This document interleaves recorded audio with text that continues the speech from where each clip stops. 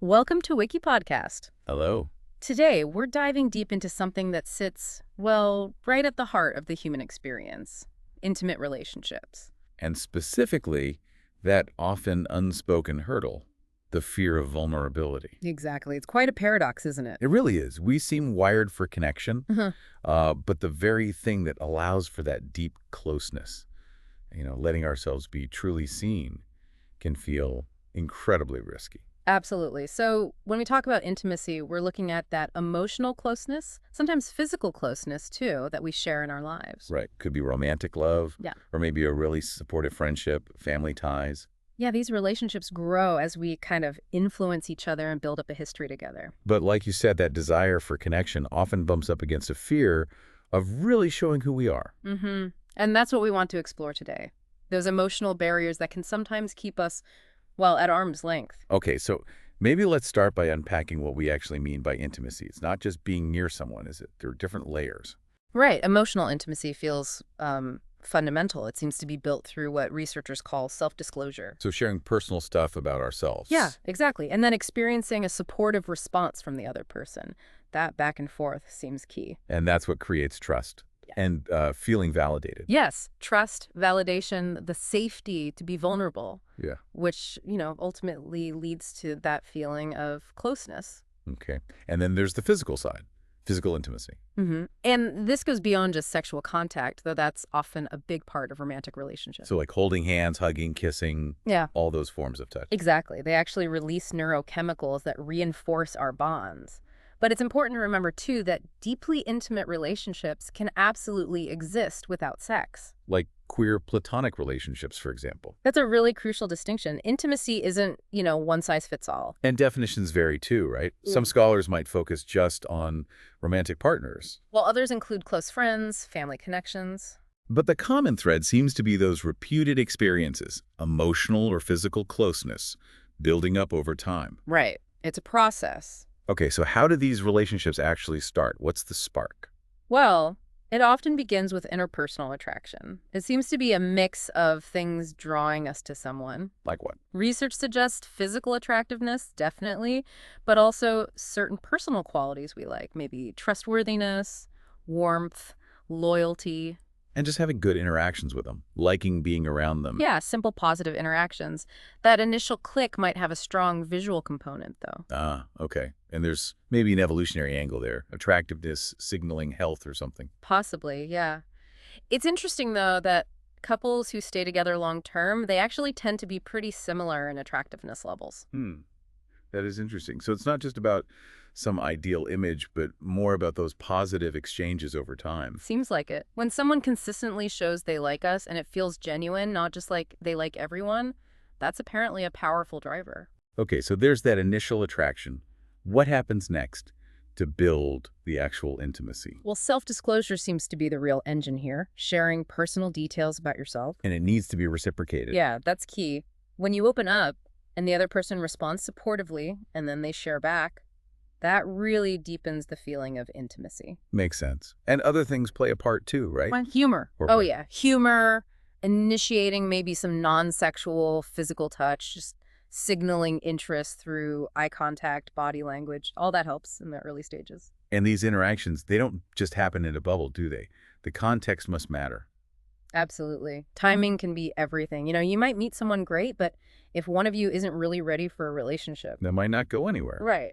And external pressures, Yeah. like family or friends. Yeah. Family expectations, seeing your peers pairing up, that can influence things. And just simple physical proximity, we're more likely to connect with people we see regularly. Like at work or school. Of course, now the internet has totally changed the game for meeting people. Oh, definitely. It's almost hard to imagine dating before apps and websites. So, okay, the relationship is established. How do we keep that intimacy going?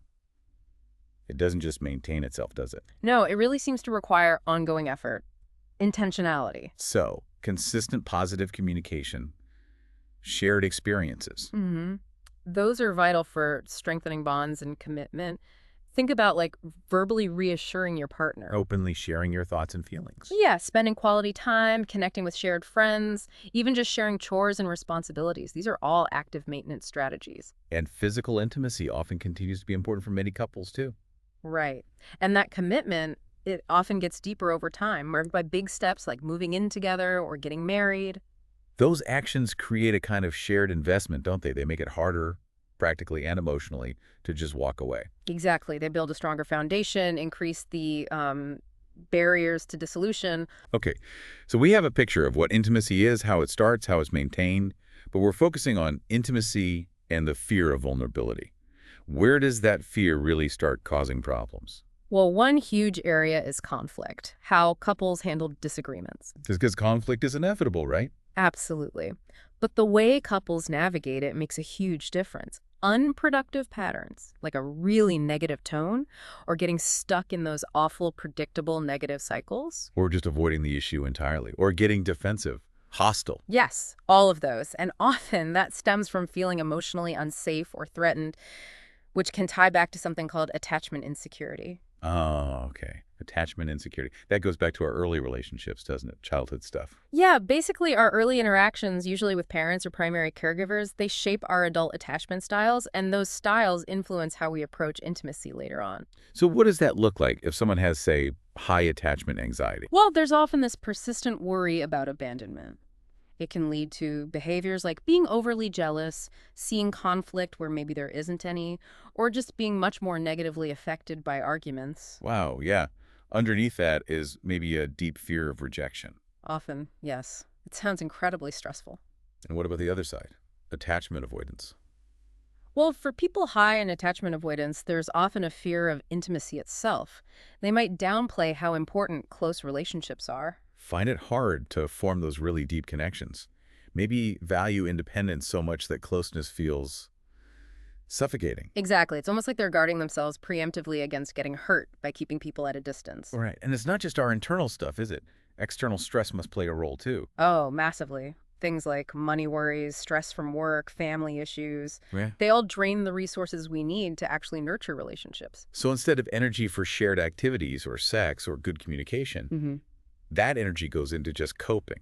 Pretty much. And things like lower socioeconomic status can be a really significant source of that relational stress. It just adds another layer of pressure. That makes total sense. If you're constantly worried about basic needs, it's hard to focus on the emotional side of things. And then there's infidelity. That seems like a direct attack on intimacy. It can be devastating. Emotional or sexual betrayal just cuts right to the core of trust. And trust is the foundation, isn't it? Absolutely. So infidelity undermines that foundation, causes huge emotional distress, and, well, often leads to the end of the relationship. Okay, so that paints a picture of the challenges. But we started by saying we have this deep human desire for intimacy.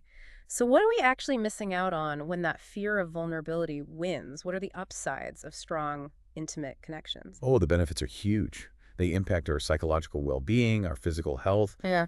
It's profound effects. Psychologically, how so? Like happiness. Definitely. Strong, intimate relationships are consistently linked to greater happiness and life satisfaction. It's often a cycle. Two happier people might form bonds more easily, and those bonds make them happier. And having a supportive partner helps buffer stress. Hugely. It helps us cope with stress and navigate tough times more effectively. And what's really interesting is something researchers call capitalization. Capitalization, what's that? It's basically when you share good news with your partner and they respond with genuine enthusiasm and support, that process actually amplifies the positive feelings for both of you. Makes the good news feel even better. Wow. So it's not just about being there for the bad times, but making the good times even better. Exactly. And for people in sexual relationships, sexual intimacy is closely tied to overall relationship satisfaction. Brings pleasure, reduces stress. Yeah, enhances happiness, connection. But interestingly, research suggests the quality of the sexual intimacy matters more than just how often it happens. Quality meaning. Feeling connected, good communication about needs and desires, being emotionally vulnerable, being present in the moment, those things seem more predictive of satisfaction. And it even affects our physical health. That seems remarkable. It really is. High-quality, intimate relationships are linked to better cardiovascular health, better immune system function, endocrine system function. Seriously? Yeah, people in strong relationships tend to have a lower risk of mortality, better inflammatory responses. Partners can encourage healthy behaviors in each other too, like exercise or eating well. And physical intimacy itself has physical benefits. hmm And conversely, high conflict relationships can negatively affect physical health. There's even evidence suggesting that just imagining your supportive partner being there can reduce physical pain. Wow. That really drives home the power of connection. It's not just about feeling good emotionally. It's like a real investment in our overall health. It absolutely is. Which makes that fear of vulnerability seem like a really significant barrier, doesn't it? Yeah. Blocking us from so many good things. It truly is. That fear, understandable as it might be, given the potential for hurt, it really can prevent us from experiencing these deep, multifaceted benefits of connection. Hmm. So as you reflect on this deep dive into intimacy and the fear of vulnerability, maybe consider that delicate balance between that fundamental human desire for connection and the protective walls we sometimes instinctively put up. What stands out to you most about the interplay between these forces, maybe in your own life or in the relationships you see around you? And that leads to a question for you listening. What do you believe is the most significant fear that holds people back from being truly vulnerable in their intimate relationships? Thanks for listening. Write us your opinion in the comments on what do you believe is the biggest fear preventing vulnerability in relationships. Subscribe to the channel to help more listeners reach our episodes. Thank you, and have an amazing day.